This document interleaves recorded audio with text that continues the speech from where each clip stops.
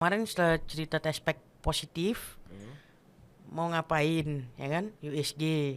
Selesai urusan USG, berikutnya masalah nutrisi. Makan. Makannya, ya Paling kan? enak nih, ini paling banyak Makannya ditanyain. gimana? Apa yang boleh, apa yang nggak boleh? Paling penting nutrisi apa yang paling esensial lah, yang harus bare minimum. Jadi kita Ya harus kan? luruskan ya dok. Iya. Hamil itu bukan berarti makannya jadi 2 kali lebih banyak ya kan dok. Bukan 2 porsi, tapi yang bertambah itu kebutuhan nutrisi dan gizinya. Benar. Malah kalau makannya sampai 2 kali lipat, tinggi gula, tinggi lemak, kita takut bisa mempengaruhi kadar gula ibunya selama hamil. Kadar gula ibu itu mempengaruhi besar janinnya. Terlalu besar janinnya banyak juga dampaknya ya. Terutama satunya Nggak yang bisa paling normal. menakutkan. Nah, itu nggak bisa lahiran normal. Oke. Nah jadi mungkin masih banyak pasien yang belum paham kali dok.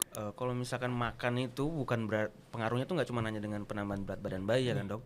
Tapi nutrisinya juga pengaruh dengan kelainan-kelainan yang lain. Jadi perkembangan tulang bayinya, kelainan-kelainan metabolik seperti preeklamsi, Iya. diabetes gestasional, sampai aliran darah ke bayinya juga dipengaruhi oleh nutrisi. Benar. Berapa hemnya, globinnya, besinya, HB-nya naik turun itu pengaruh juga ke perkembangan janinnya ya kan dok. Jadi sebelum kita bahas ke mikronutriennya, dari makronutrien dulu dokter Dema. Biasanya dalam satu piring itu supaya gampang ibu-ibunya itu harusnya adanya apa aja, porsinya gimana. Oke, jadi kalau dulu sih saya sering bilang pokoknya jadi kayak bayi lah dok, 4 sehat 5 sempurna. Tapi sekarang kita bagi dalam satu piring, itu kita bagi 4. Pokoknya bagian sebelah kiri atas tuh harus ada karbohidrat, bagian kanan atas tuh protein. Protein paling bagus dari mana dok? Telur. Telur, putih telur dan ikan gabus. Jadi kalau bisa sekali makan tuh minimal 2 lah telurnya ya kan dok. Terus di bagian bawah baru sayur dan buah. Terus Cairan berapa dok minumnya? minum ini kadang yang suka ibu hamil ini kurang nih dok. Biasanya tuh ngaku tuh suami-suami pasien tuh, Iya. kurang minum nih dok.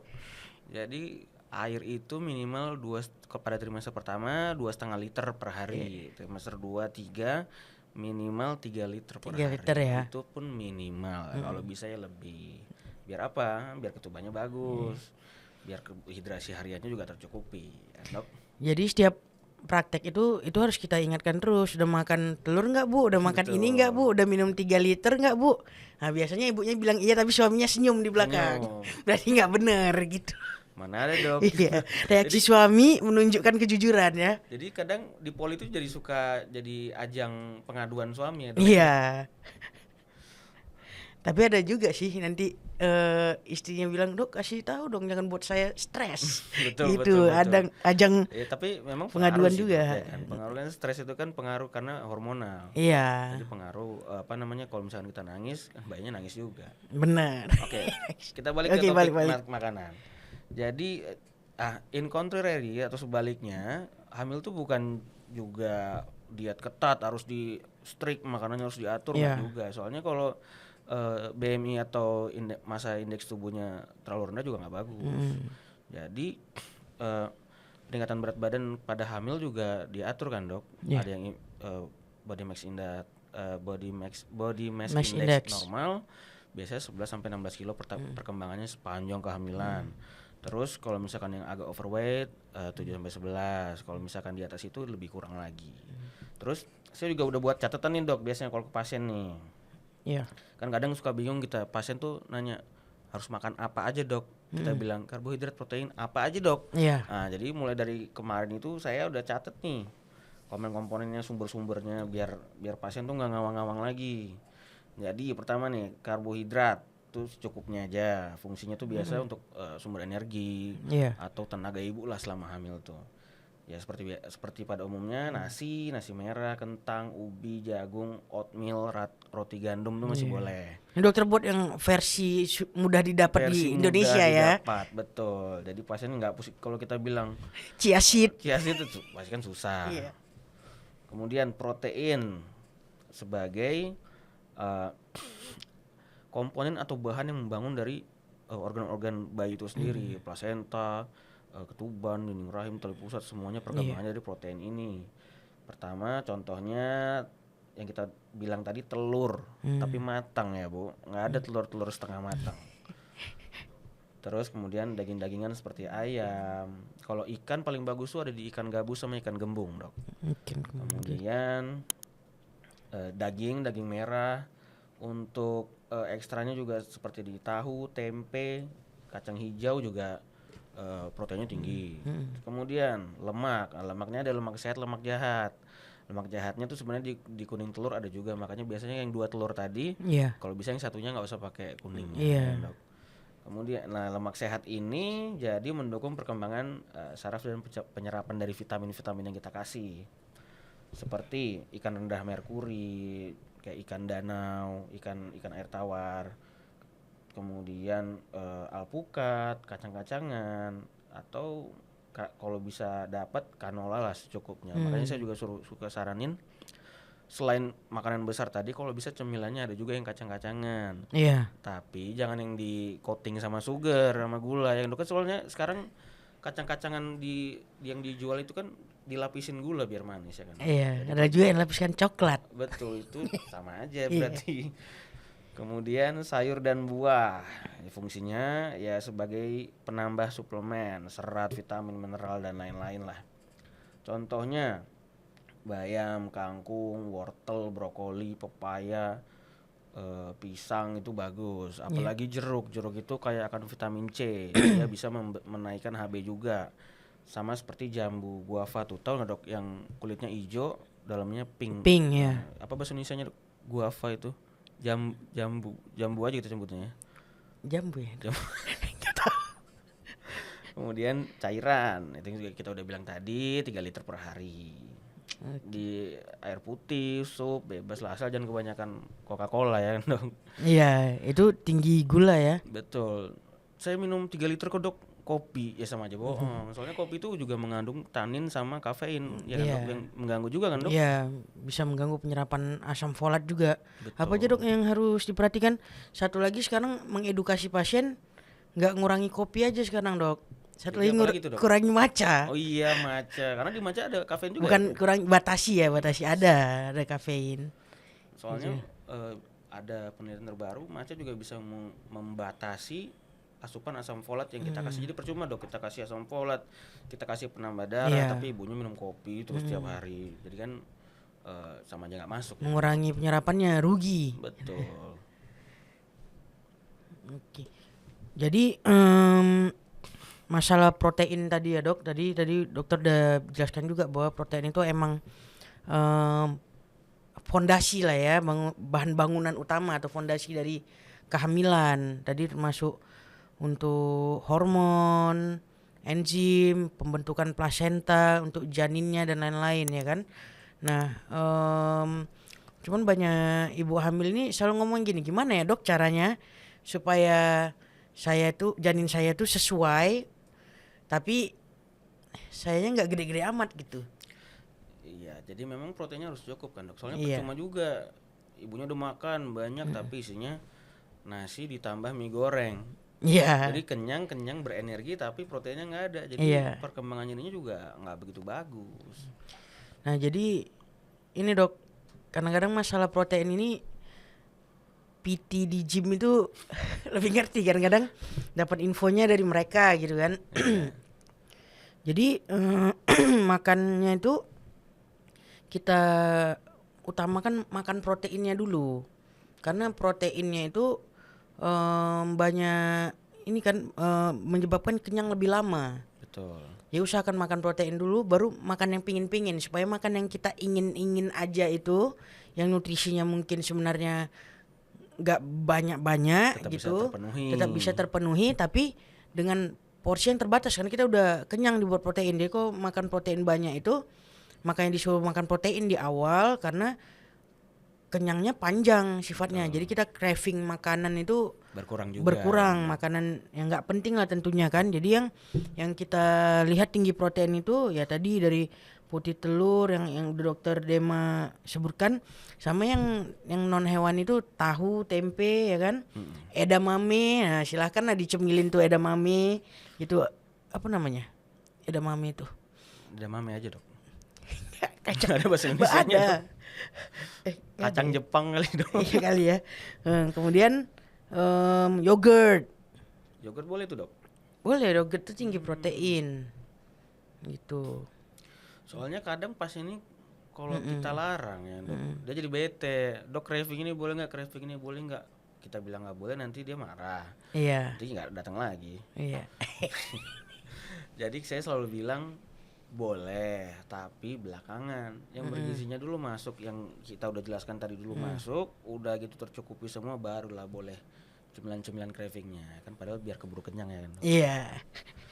Yang penting kan semua yang berlebihan itu pun nggak bagus. Betul. Ya kan? Nah jangan lupa juga cara memproses makannya, jangan masaknya. Ya telur pun kalau digoreng-goreng terus jadi tinggi lemak Tinggi juga kan. kolesterolnya, Tapi nah ini untuk ibu-ibu trimester awal itu kan banyak nggak bisanya itu dok. Awal-awal bisa makan telur, begitu kita suruh jadi nggak bisa dia makan telur. Ya kan? Gitu. Jadi ya kayak makan telur itu banyak juga triknya. Tinggal lihat di Instagram, di TikTok, ternyata kayak supaya gampang masuk telur itu pada ibu hamil awal-awal itu, supaya nggak berasa telurnya, itu telur rebus itu bisa sekali 3, kuningnya yang 2 dibuang kan, misalnya yang 1 utuh itu bisa di blend dengan cocoa powder, ditambah dengan susu UHT, kemudian kasih madu, masukkan ke kulkas, ternyata dia coklat mousse dok. Oh, jadi lebih enak. Jadi ya, manis dok, ya? di mulut, enak. Telurnya nggak begitu berasa, gitulah. Ya, proteinnya Salah satu triknya, tercukupi dan gampang dimasukkan gitu. Cemilan sehat jadi. Iya, sekalinya nyemil ternyata udah makan 3 putih telur. Nanti kita buatlah bisnisnya. Kita bisnis kan. Nah ini kan untuk makronutrien dok. Iya. Kalau untuk mikronutriennya gimana tuh? Nah ini saya sambil lihat catatan juga ya biar jangan salah-salah ya. Kan di awal kan dibilang nggak dari sumber yang terpercaya. Oke. Jadi pertama asam folat ya. Asam folat itu untuk mendukung pembentukan tabung saraf ya. Tabung saraf AMT itu tadi ya, dok? iya.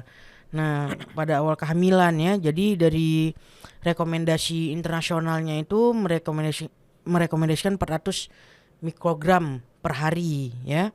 Nah kemudian ada beberapa kasus yang bisa sampai 4000 mikro atau 4 miligram untuk kelainan bawaan, tapi tidak semua kelainan bawaan. Itu namanya neural tube defect seperti spina bifida, anencephaly gitu. Tidak semua. Jadi ya emang, tapi asam folat dosis tinggi itu tadi harus rekomendasi dokter gitu ya. Jangan asal minum. jangan diputuskan sendiri gitu.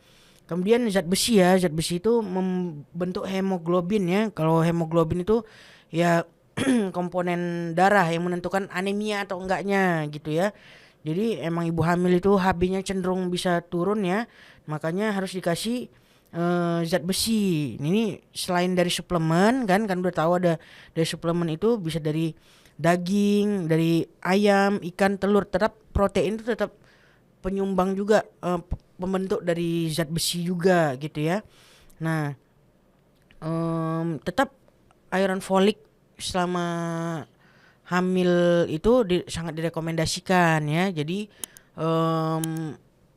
nanti dilihat, jadi ibu hamilnya harus pintar juga lah. Jangan lihat apa yang kebanyakan orang, harus lihat di kandungan dalam pemilihan suplemen hamilnya. Jadi gitu kadang-kadang ya. suka faktor tetangga pengaruh juga ya dok. Tetangga Bener. saya pakai merek tit. Iya gitu. Jadi harus dilihat. Kadang-kadang ada kok yang lebih murah, tapi ternyata lebih mencukupi kebutuhannya gitu-gitu ya. Contohnya merek apa dok? Tidak ada, ini Oh, kita gak iklan. Gak bisa. Terus kalsium ya, fungsi otot dan saraf kan. Kemudian ini mempengaruhi juga dok. Terlalu rendah kalsium bisa meningkatkan risiko terhadap preeklamsia ya kan. Tekanan darah tinggi dalam kehamilan. Itu sumbernya dari mana bisa kita dapat kalsium itu? Selain dari suplemen ya, dari susu, kemudian bisa dari keju ya kan.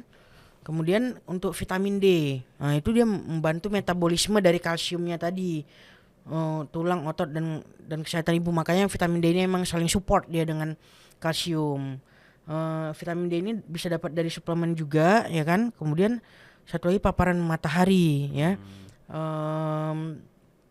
Orang Indonesia tinggi tuh persenannya. Lupa angka tepatnya dok, 90-an persen gitu defisiensi terhadap vitamin D, kekurangan vitamin D. Padahal gitu. kita di negara tropis ya dok. Negara tropis. Atau mungkin kerjanya di kantor doang kali ya dok. Iya, kerja di kantor. Terus kan kita kan nggak banyak Aktivitas luar. gitu. Dia tuh banyak pakai ini apa namanya, transportasi pribadi juga gitu kan. Terus sama satu lagi pakaian kan, kita banyak lengan panjang, jilbab gitu kan. Kan kita gitu. bukan bule dok yang bisa keliling Iya. pakai itu. Bener. Padahal menurut penelitian juga sebenarnya saya nih laki-laki di Indonesia ini umumnya juga butuh yang dosis tinggi, apalagi ibu hamil. Benar. Itu. Kemudian iodin ya. Iodin itu yang dari garam beriodium, dari ikan yang matang kan, telur, susu juga ada. Itu untuk perkembangan otak janinnya. Kalau untuk ibunya untuk tiroid ya. Kemudian kolin untuk mendukung perkembangan otak dan sistem sarafnya ya. Itu dari mana tadi? Telur lagi.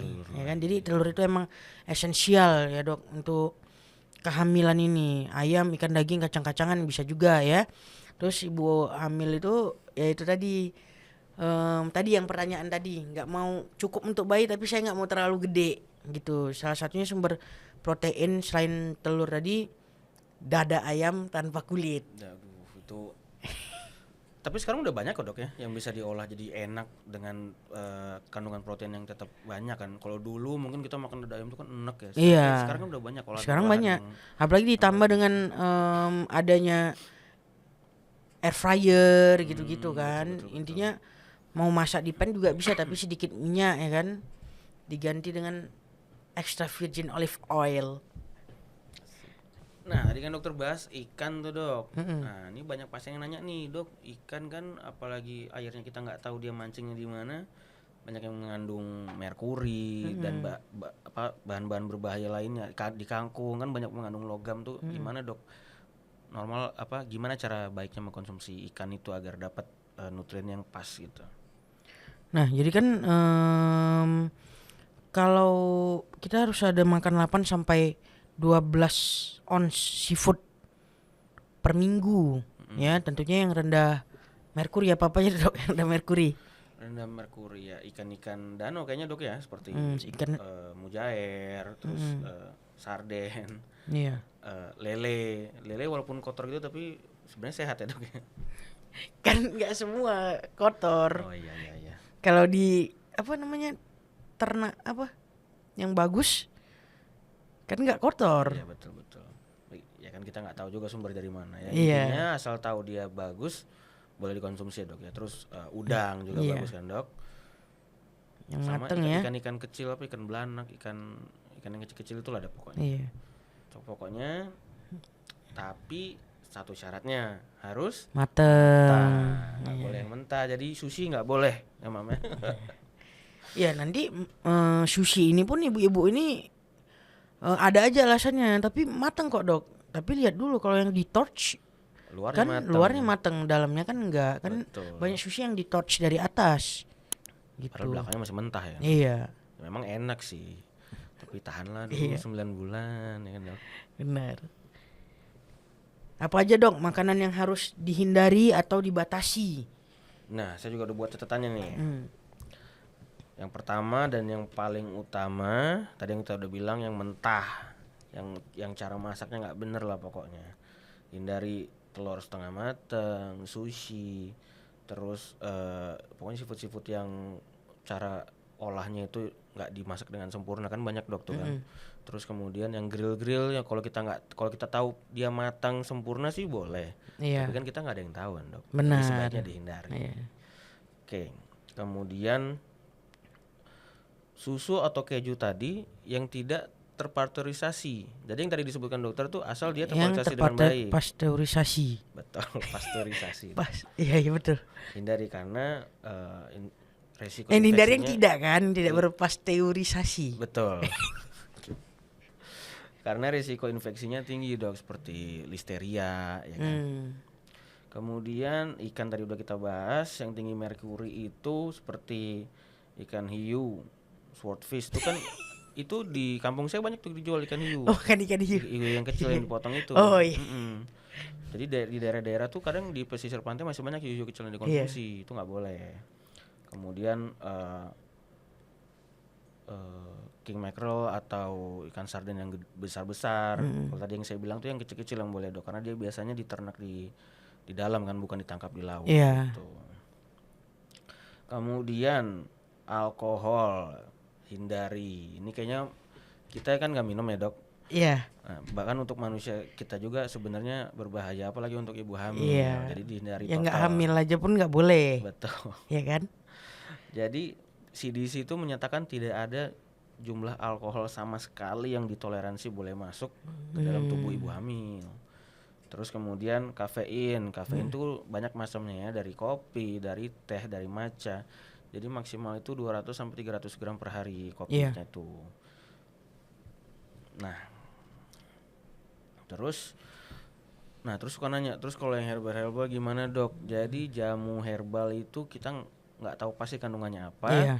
Jadi kita juga nggak bisa kasih tahu pastinya gimana, nggak ada penelitian yang menyatakan boleh atau tidaknya. Jadi sebaiknya kalau tidak penting banget dihindari. Intinya pun nggak jelas-jelas tuh hindari aja. Maksudnya nggak jelas apa isinya, nggak bisa diverifikasi gitu. Betul. Dihindari aja. Jangan sampai nanti gara-gara kepingin yang sesaat itu menyesal. Benar.